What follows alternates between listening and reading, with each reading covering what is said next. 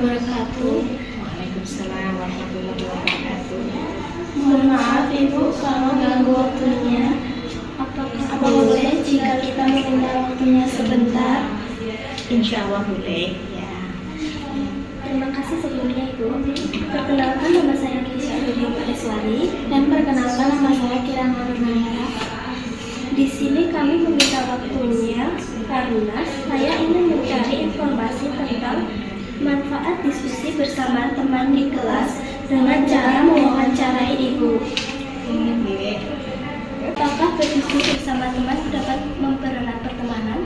Iya, pastinya bisa mempererat pertemanan. Karena dalam diskusi antar teman itu kan otomatis terjadi komunikasi antara satu dan yang lainnya. Nah, dengan adanya komunikasi tersebut, maka suasana pertemanan yang mungkin awalnya tidak saling menyapa, dengan ada diskusi tersebut dan jadi saling menyapa. Setelah saling menyapa, pasti kedepannya atau hari-hari berikutnya akan ada komunikasi lagi. Nah, proses itulah yang nanti dapat mempererat ya pertemanan seperti itu. Menurut Ibu, apakah diskusi kelompok lebih efektif dibanding belajar sendiri? Pastinya diskusi itu lebih efektif daripada belajar sendiri. Karena apa? Karena kalau memang diskusi, misalkan kita ada kesalahan nih, nah teman yang lain bisa mengingatkan untuk maaf itu belum tepat, yang tepat seperti ini di buku.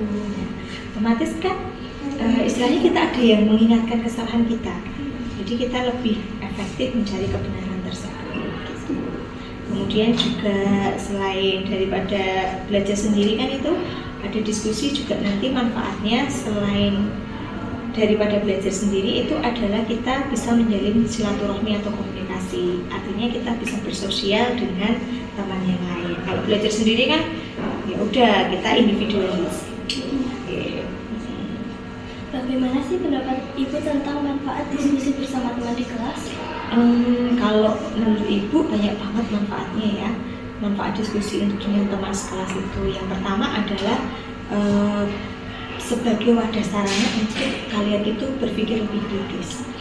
Artinya kan kalau dalam diskusi itu ada paling tidak minimal 2 kepala ya, atau 2 orang. Itu kan masing-masing punya gambaran tersendiri. Saya Ibu punya gambaran tersendiri, Keisha sama Kira punya gambaran tersendiri.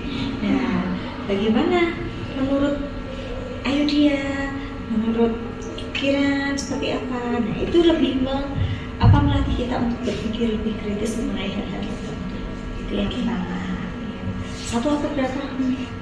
Banyak? 1 aja. Oh iya, 1 aja. Oke. Terus ada lagi? Apakah Ibu memiliki tips atau strategi untuk mendorong siswa agar lebih aktif? Pastinya setiap guru khususnya itu punya tips dan triksnya untuk mendorong siswa lebih aktif ya. Nanti dilihat dulu tapi karakteristik siswanya seperti apa. Nah, misal kayak Ayudia ini kan mungkin agak pendiam gitu ya, maka tips dan triknya tidak langsung Ibu minta silahkan diskusi, tidak, tapi Ibu kasih pertanyaan dulu nih sebagai pemantik. Misalkan Ibu minta pendapat Ayudia tentang baju Ibu hari ini seperti apa. Nah, seperti itu nanti disesuaikan temanya, nanti bisa didiskusikan seperti itu. Jadi harus ada pemantiknya dulu. Kita sebagai ibu guru, bapak guru itu harus mengawali dulu untuk siswa-siswa tertentu yang memang sekiranya agak diam. Tapi kalau siswa yang aktif sudah dikasih diskusi atau sudah terbiasa, anak-anak yang sudah terbiasa diskusi dikasih perintah untuk silahkan didiskusikan, itu udah lanjut jalan. Tapi kalau untuk siswa-siswa yang masih agak malu-malu atau apa, nah itu kita cairkan suasana dulu, kita pancing dulu dengan beberapa pertanyaan seperti itu. Oke. Selanjutnya, seberapa penting diskusi bersama teman di kelas kalau menurut Ibu? Penting banget ya, karena selain tadi yang pertama untuk mengajak pemikiran berpikir kritis, kemudian diskusi di kelas itu juga sarana kita untuk bersosialisasi.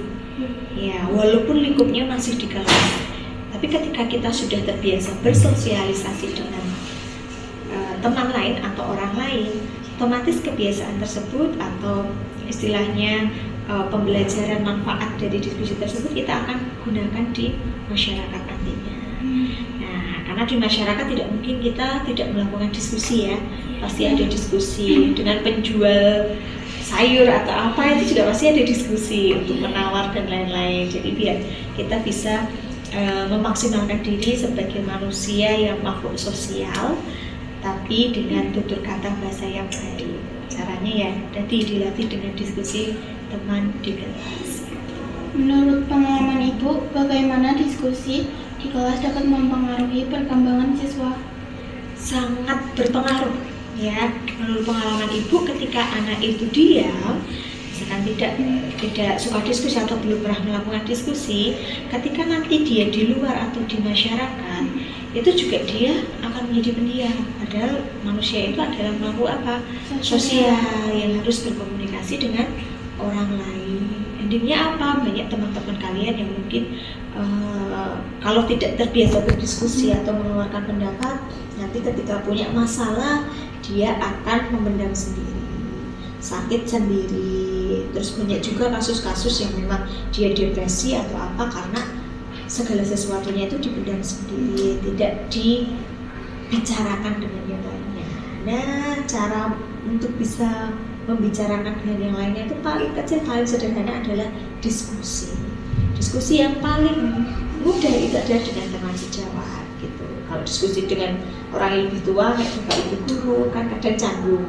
Kalau dengan teman sejawat kan mudah, istilahnya curhat gitu kan. Nah, gitu. Jadi sangat penting sekali ya. Baik, terima kasih Ibu sudah meluangkan waktunya dan mohon maaf jika mengganggu waktunya. Cukup sekian dari kami. Mohon maaf jika ada salah kata. Wassalamualaikum warahmatullahi wabarakatuh. Waalaikumsalam.